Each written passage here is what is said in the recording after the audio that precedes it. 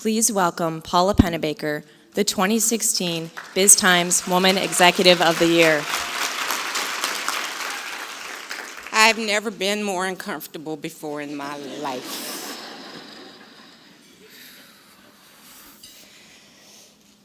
Whew. Well, let me start by thanking the BizTimes for this great honor. You know, I've been to this event before, and because it wasn't me that's getting the award, I didn't realize that it was all about me. So I thank you greatly for this recognition. I'd like to thank my board. I have board members here today and my senior leaders for the YWCA. I'm incredibly touched by this. I'd like to thank Cynthia and Gail, two former recipients, both of whom I know and am very humbled to be named in their ranks. I'd like to scold my dear friend, Dinah Gant, who's here with me today, who told me that she was coming to this event because we're friends, and she wanted to come see me and all that kind of stuff, and she said she was bringing her friend who was visiting. So I thought, okay, cool, that would be great, and I found out that that friend is my sister. So that was a big surprise. So, with that said, and time to steady myself, let me just talk to you a little bit about why I am the person that you heard about.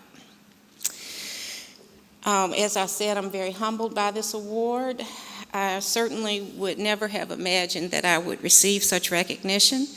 It's not what I worked for, but it's nice to be recognized for having done something noteworthy in life. I know my parents, Harold and Helen Holly, would be very proud of me.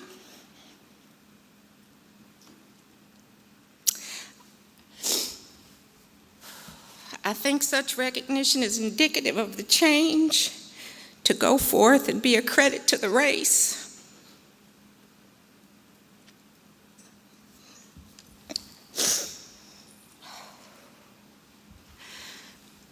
That was a message that was very much embedded in their psyche. Oh my God.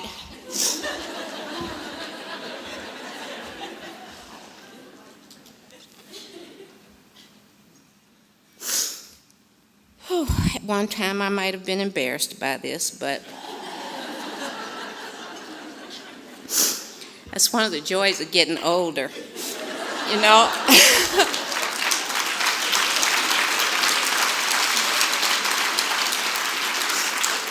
One thing you come to appreciate is what's important and what's not.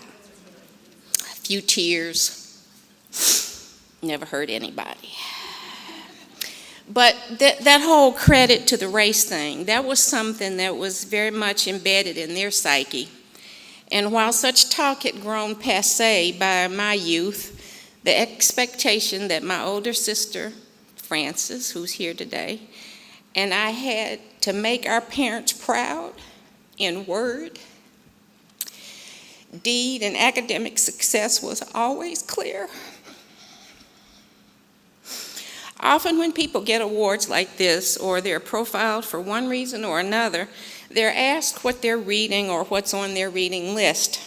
Well, I'm listening to Isabel Wilkerson's Warmth of Other Suns in preparation for a June book club discussion. It's the story of the Black migration from the Jim Crow South to the West, the North, and the East.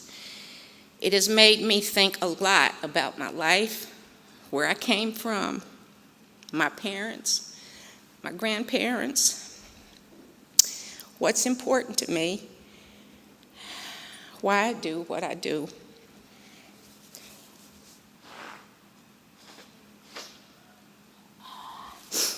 I was born in Welch, West Virginia, at one time known as the heart of the nation's coal bin, the county seat of what was at one time one of the largest coal-producing counties in the world.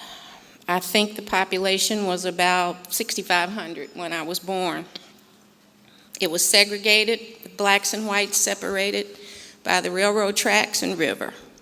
I was the baby and youngest grandchild on both sides of the family. My dad was a mortician, the black one in town, and my mother was a teacher. Before I started school, I spent Sunday through Thursday with my maternal grandmother, my big mama, for a couple of years because my parents couldn't afford to pay anyone to keep me. But we were still considered well off because my parents were both professional people. My mother, a graduate of Bennett College, an historically black women's college, was a true Bennett Belle, as women who went to school there were referred to. She was big on creating opportunities for exposure to the finer things in life. Oh my God, how I hated exposure. Plus, she was a teacher who taught 365 days a year, unceasingly, daily teaching. The finer things in life, though, are a challenge to find in a town without amenities of a larger metropolitan area. There wasn't an arts community, no art museum, theater company, symphony, ballet, etc., though I did take dance lessons for a brief time and piano lessons. There were lots of books I was expected to read and appropriate television we watched together as a family. I was expected to go to college, and I did. I got my first job because of who I knew, but I couldn't play that card on the job. I knew I had to make it on my own. I hated that job, but it opened the door to full-time, uninterrupted professional employment for over 40 years. I am immensely blessed, something I grow more in touch with each passing day. When I think of my life, I realize I long for the same for others. That brings me to today. I feel fortunate to work now for an organization whose mission is as challenging and bold as that of the YWCA Southeast Wisconsin. When I watched Simon Sinek's TED Talk and thought about why I do what I do, I realized that it is as he stated, I want to challenge the status quo. A former mentor used to say, racism is real and real in its consequences. That was true 30 years ago when I heard it, and it's still true today. But because it was built on a false premise that some people are inferior to others, I believe it can be dismantled. Sexism persists. According to the latest Shriver report entitled A Woman's Nation Pushes Back from the Brink, a study by journalist Maria Shriver in the Center for American Progress,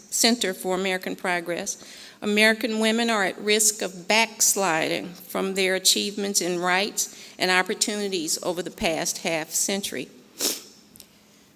The reason, the report says, is that policymakers have ignored a seismic shift in American family life.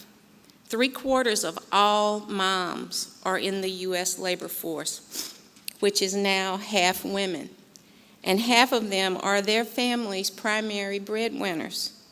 This is especially true for women of color who bear the weight of the intersectionality of the two isms. Yet, like women around the world, U.S. women still aren't equal in the workplace. I believe we can change that. Yes, women have children, and since we're the only ones that can, shouldn't we put our heads together to create policies that prevent women from being sidelined with the baby penalty?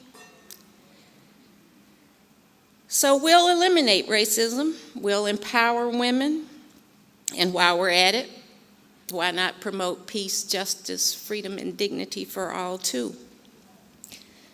What do we have to lose? I'm a small-town girl that grew up in a household that wasn't unique at the time. I'm from a village that produced judges, doctors, a former VP of the Screen Actors Guild, speech pathologists, college professors, school principals, legions of teachers, business executives. Even Steve Harvey was born in my hometown. I believe it's my job to see that others have the same good fortune. It's not impossible. Heck, we've put men on the moon, and we can create more Paula Penebakers from girls and boys, men and women in Milwaukee if we just believe that most people want the same things for their children my parents wanted for me. Mary Lou made the comment that the poor would always be among us. That is true. But to whom much is given, much is required.